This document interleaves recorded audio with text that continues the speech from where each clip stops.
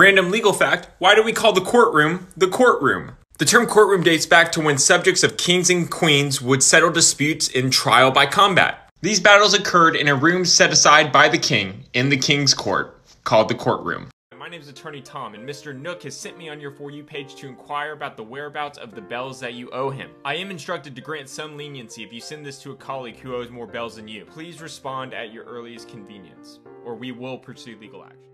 I'm really diamond, and I'm shining bright, cause I'm really grinding. They ask me if I'm real, I say yes. My daughter gonna love this chip. And it went like A little bit of Monica in my life, a little bit of Erica by my side, a little bit. How to Make Your Lawyer's Job Really Hard, Episode 1. Last night in Houston, this guy was allegedly trying to rob a business and got stuck in a pipe in the roof until the firefighters had to come and get him. Let me know in the comments what you think his defense should be. Crazy class action lawsuit ideas. Online dating. What if online dating platforms purposely don't match you with the top 2 or 3 individuals who they find you most compatible with? In essence, they deliver a good enough product so you keep using the platform, but not such a good product that you find your true match and delete their platform. This is just your friendly reminder that insurance companies aren't your friends or your neighbors, and all they care about is profit. The Star Cinema chain had paid over $40,000 in pandemic insurance, which specifically included any mutation of a SARS coronavirus. But the insurance company denied their claim when it's actually time to pay. While it's technically not against the law to hire an online essay writing service, you still shouldn't do it and you can still get in trouble for it. Just because something's not against the law doesn't mean it doesn't violate your school's academic honesty policy. And there's some serious consequences for passing off someone's work as your own. There's no way around the fact that I'm laying in a trunk. What's up? Whoa. Yeah, dude. Frequently asked questions I get from people considering becoming a lawyer. Question 1. What should I major in? Should I major in pre-law? Major in whatever it is you're passionate about. Unlike medical school, law school does not have prerequisites. In fact, I think majoring in pre-law could be a bad idea for some people. Question 2. Do I need good grades to get into law school? Yes, you need good grades, but you don't need perfect grades by any means. Also, you don't need perfect test scores. Question 3. Is law school hard? The material in law school actually isn't that hard. It's the pressure.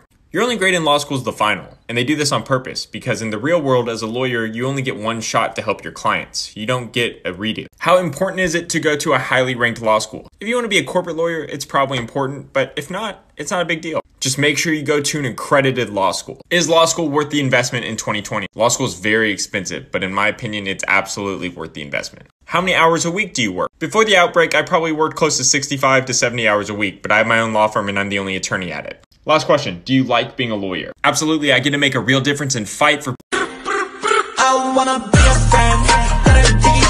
I cannot be a fan. The West King Avenue. I just want to update you on our interview from last week, and we will not be going through with your application process. We are aware that you are part of the LGBT community, and because of that, corporate is not letting me hire you. I actually think you were very polite in the interview, and you answered my questions correctly. So if it were up to me, I would hire you on the spot. I'm very, very sorry for the turn of events, and I will send you an email shortly with places in the area that are currently hiring because I really want to help you out, and corporate requirements aren't fair. They don't really want a gay image representing their company. I'm very sorry for that. Thanks again. Bye. I got pretty like a girl, and he got vice towards the girl. See both sides like a girl, see on both sides like a girl. Swimming like screw water, getting like I'm underworld. I my tattoos and Shibuya, the only thing I'm out the underworld.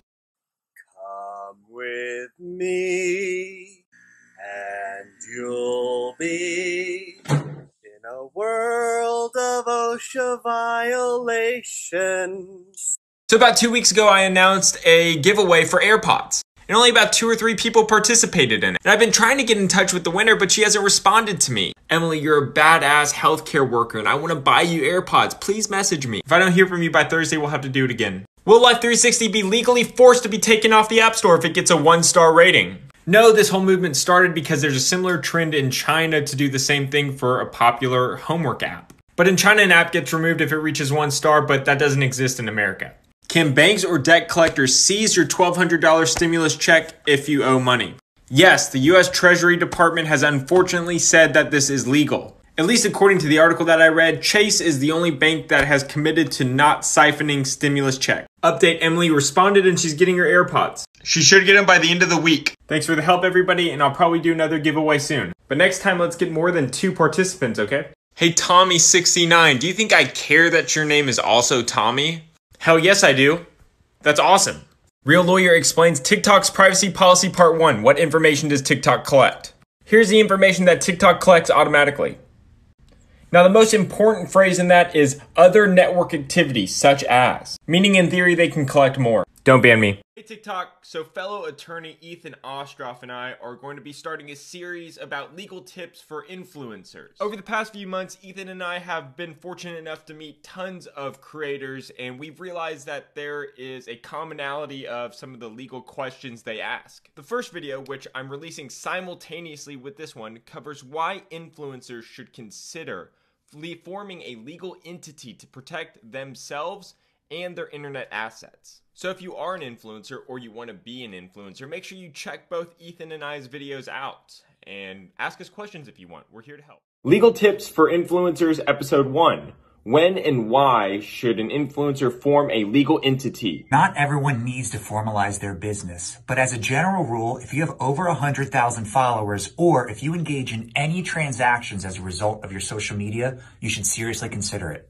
And the reason why you should consider forming a legal entity is because an entity separates your business from your person. This gives you flexibility to conduct and grow your business, and more importantly, it gives you protection from legal liabilities. Let's say that you signed a brand deal as an influencer and that contract goes wrong. Without a proper business structure, you will be liable for any judgments out of your pocket. But if you have a proper business setup, you will likely be protected. Remember, every situation is different and every state is going to have different laws. If you're interested in forming a legal entity, we recommend that you go and talk to your local attorney or ask us questions. We're here to help. These ladies are hot.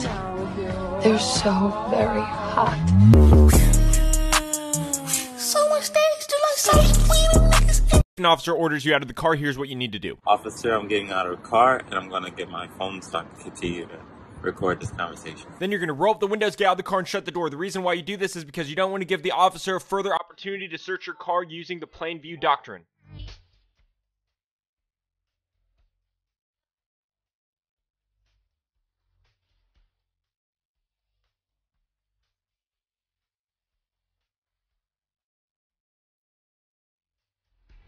A district court in New York just ruled that a photographer gives up their exclusive licensing rights by posting their photo on Instagram.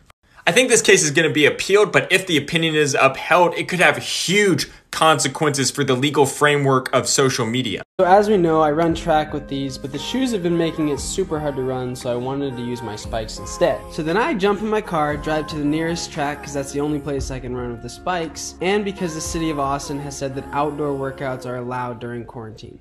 So I threw on my old legs, as I'm sure most of you can relate to, and then I got started on my workout. And with pretty much no one at the track, it's super easy to stay at least 6 feet away from anybody.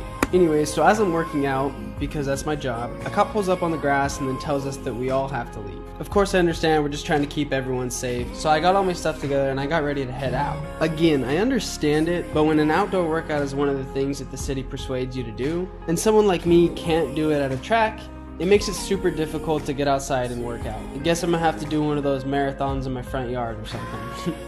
What do the police think about being filmed by citizens? If you know my channel, you know that I highly recommend you film every interaction with the police. And contrary to popular belief, this can be done in a respectful and safe manner. But don't just take my word for it, take a police officer's word for it. So what do cops think about being recorded? Personally, I don't care, and I think I speak for most cops when I say that. It's your First Amendment right. Just as long as the phone doesn't distract from the job that we're doing together, it shouldn't be a problem. And usually when people say they're recording, I tell them that's fine because I'm also recording too for our safety. And safety is the most important thing for both sides, and I think recording is a great way to accomplish this. I highly recommend that you notify the police officer that you're recording, because it may be against the law in some states to record in secret. Third parties are allowed to record as well. I've been recorded several times while working. Some sometimes by people who are trying to make me mad, other times by people who are just concerned about everyone involved. Just know that if you're a third party, that you cannot get involved unless you are requested by an officer for assistance. How many ties do I own?